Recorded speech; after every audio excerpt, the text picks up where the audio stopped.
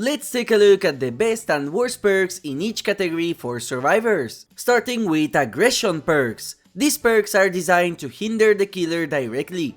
Blast Mine is still, in my opinion, the best aggressive perk in the game, despite Last Stand being a very close contender due to how strong it is.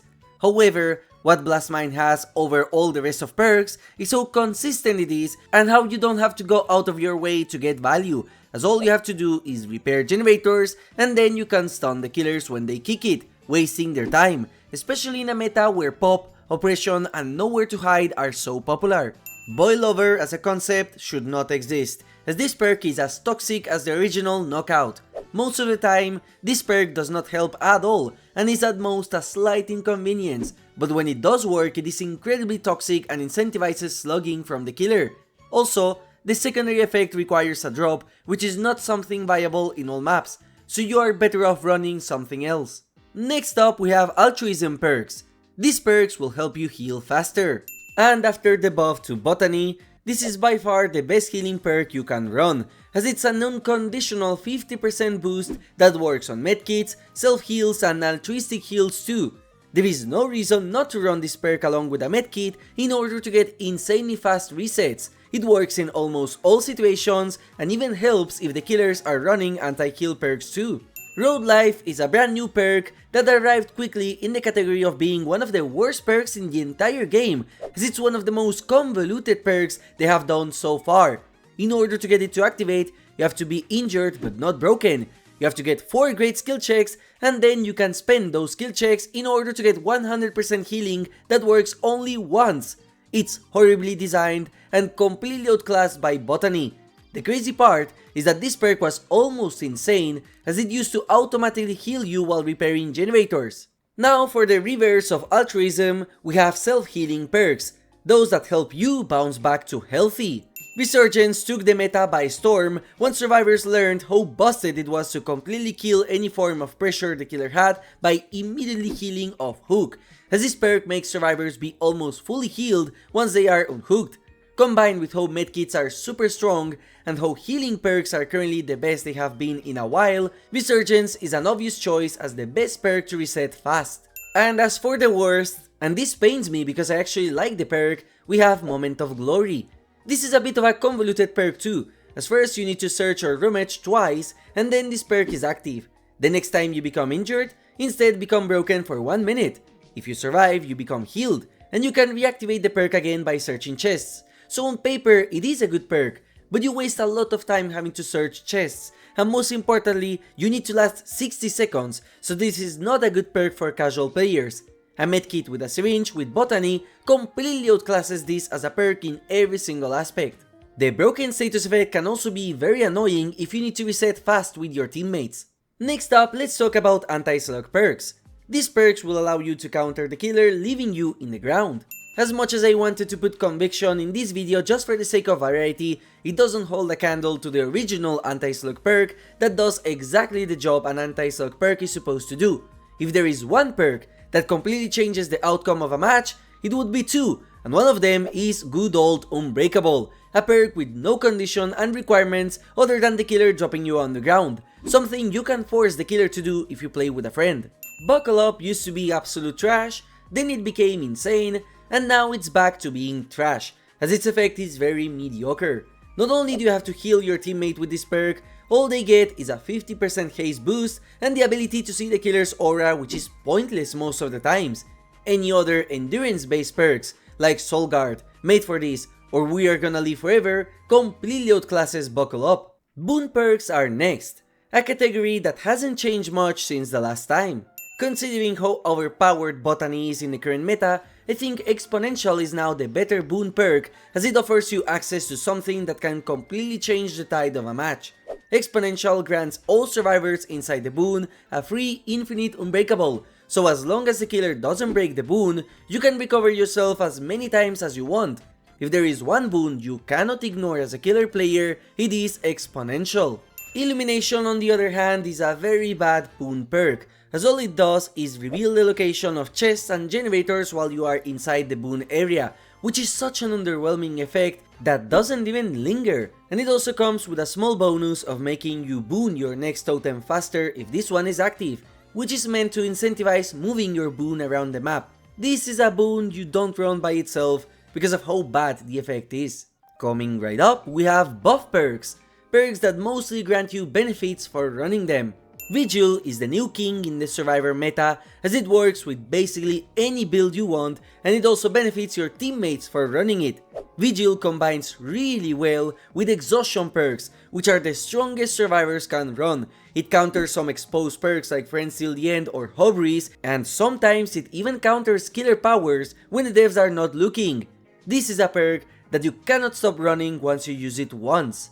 Calm Spirit got the most unnecessary nerf out of all perks in the game, as it directly nerfs you if you run it. This perk prevents crows from being scared of you, makes you not scream if you would, and also makes opening chests and interacting with totems silent, but at the cost of decreasing the speed at which you do that. Why these penalties on the perk is something you gotta ask the developers, because I cannot justify this heavy penalty at all, and if you want a better anti-scream perk, use Hardened from Lara Croft. Talking about perks that pair well with Vigil, we have exhaustion perks, which need no introduction. If you thought Light Brain was bad, pair Vigil with Sprint Burst, and now you have the survivor equivalent of Ghoul running Centipede due to how brain dead it is. No matter if you are in a dead zone or not, this perk will save you, and if you are an expert at edging it, it becomes so much better as you can dodge killer attacks with no requirement other than hitting the run key. On the other hand, we have Smash Hit, an exhaustion perk that is very conditional as it depends on you getting a stun on a killer with a pallet, something that can be a hard task against some ranged killers and is also limited during the match, as your teammates could spend all your pallets. The good thing is that at the very least, this perk is not as bad as it used to be, as there are significantly more pallets in the map. Next on the list we have Information Perks, and as the name implies, these perks will grant you information during the match. Windows of Opportunity is arguably the best perk in the entire game if you want to play with your brain off while in solo queue, because it will reveal the location of vaults and pallets through walls, allowing you to plan your route during a chase without finding out late that the pallet either didn't spawn there or someone else already used it. It is the most used perk in the game by far, and for a reason. Visionary is absolute trash, as all it does is reveal the aura of nearby generators for you, and it even comes with a cooldown each time a generator is repaired because the devs needed something to change in between perk tiers. There is absolutely no reason you should run this trash perk when Deja Vu exists, has a much better effect that teaches new players to not regen themselves, is free, and also grants you a speed boost on the generators revealed. Visionary is absolutely redundant as a perk and needs a change, especially now that maps do its job but better and you can find one in the match. Now for the other type of information, we have Killer Info Perks, those that reveal the whereabouts of the killers. What at first started as a meme perk is actually one of the best perks for professional loopers combined with dramaturgy and finesse, because Scene Partner will reveal the location of the killer whenever you look at them, forcing you to scream. If you don't plan on doing any stealth and you want to run the killer for a long while, Scene Partner is by far the best perk at helping you mind game and loop the killers in tall loops. If there was an equivalent of a perk doing nothing, it's Spine Chill, arguably the worst perk in this entire video with nothing redeemable about it. There is absolutely no reason to run this perk ever after the insane gutting the devs did to it. It requires direct line of sight with the killer, so it's pointless as a warning, and it also grants you extra speed on actions that at most can help you when the killer is coming close, but it's only 6% and any other dedicated perk is much better. Save you a perk slot and just run anything else. Next up we have Invocation Perks, now in plural because they added a new one. Sable's Invocation perk, Weaving Spiders, is sadly the best one there is, and it's still not worth it at all despite how cool the concept of an invocation perk is. This invocation will make all generators in the map have 10% less total progress, so instead of 90 seconds, they take 81 seconds to repair, like a small brand new part. The problem is that you have to use this perk early if you want the best value, which means you will be broken for the rest of the match. And then the worst part is that if any generators are blocked when the invocation happens, for example due to corrupt intervention or deadlock, that generator is ignored, so you literally can get less value of your perk for a huge trade-off. I don't recommend using this perk at all. Sadly, Tori came with an absolute trash invocation, which is also how we learned that they do not stack, meaning if you bring both Weaving Spiders and Treacherous Crows, you have to individually perform the invocation for each one, and let me tell you, this perk sucks.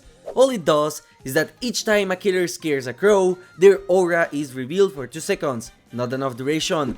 It is fully RNG based, as it depends on where crows spawn, and also, during a chase, there is a high chance that you scare the crows first, making this perk completely useless. At the very least, what this perk should have is more time to reveal and also prevent all survivors in the match from scaring crows, and even then, it would still be the worst invocation perk. And after that disastrous category, let's talk about item focused perks, for those chest addicts. Exultation is by far the most slept on perk in this entire video, because if you know how to use it, it is borderline broken.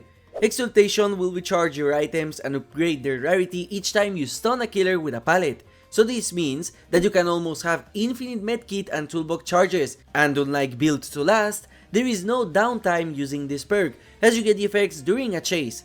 If you pack this perk with a flashlight, you have enough charges to last the entire match. With a toolbox, you can keep gen rushing, and with a medkit, you have enough to constantly heal yourself after a chase. Streetwise used to be really good for item focused builds in the past, but now it is kinda mediocre after the rework, as it reveals the aura of the killer when you deplete the uses of an item, and grants items in chests extra charges, which sounds great, but it doesn't allow you to heal twice with a medkit, for example, so at most, it's just extra time on toolboxes or flashlights, of which you cannot guarantee. It's okay with a full chest build, but not good by itself, so overall, just use other perks or bring your own items with extra charges. Coming right up, we have the favorite category of perks for gen rushers. We have SkillCheck Perks, and Hyperfocus is still king, especially with the new musical additions they added to the game. For each great skill check, you progress even faster, making them harder each time. And now with V's new perk and combined with Stakeout with a teammate that has bardic inspiration, you can make a killer gen rushing build like never before, especially if you combine this with a stacked toolbox. Hyperfocus is currently absolutely busted. And then we compare this to Fast Track, a perk that is very bad. For each time your teammates are hooked, get an extra bonus on the next great skill check to repair your generator faster. Sounds cool, but the value you get is so little that you are better off running a hyperfocus build if you want to gen rush generators. Sometimes, you might not even get a great skill check, and this perk is not that good to warrant bringing Stakeout. Next up, we have the sneakiest types of perks, the Stealth Perks, those that help you hide from the killer easier. If you currently want the best stealth build in the game, you have to try Ghost Nodes packed with Sprint Burst, Lightweight and Vigil. This insane combo using various of the best perks featured in this video will allow you to not only have insanely short scratch marks durations, allowing you to have the killer miss you during a chase, it also lets you constantly spam Sprint Burst during a match thanks to its lower cooldown. By itself, Ghost Nodes is not that good, but when stacked, it is one of the most effective stealth builds we have ever had. And also, I wanted to showcase a new perk instead of talking about Distortion again. Cut Loose is still absolute trash, even though with a good buff, it could have some use. This perk will activate after you perform a rushed vault during a chase, and then it will silence any rushes if you do them 6 seconds after. However, if you don't rush in those 6 seconds, the perk goes on a 45-second cooldown. This is a very useless perk that only works sometimes in Larry's, as you need to chain vaults, something not possible in a lot of loop setups and maps. Another category we have is Support Perks, and as the name implies, these perks will help your teammates. Shoulder the Burden is by far the strongest perk in the entire game, as this is a game-changing perk when used right. This last part being the reason you won't see it as much despite how absolutely busted it is. Shoulder allows you to transfer a hook state to yourself at the cost of making you exposed and scream, so this completely prevents the killer from hard tunneling a specific survivor, and also it can completely mess up the killer's pressure by preventing them from having a survivor on death hook, especially strong if the person taking the hook state is a decent looper.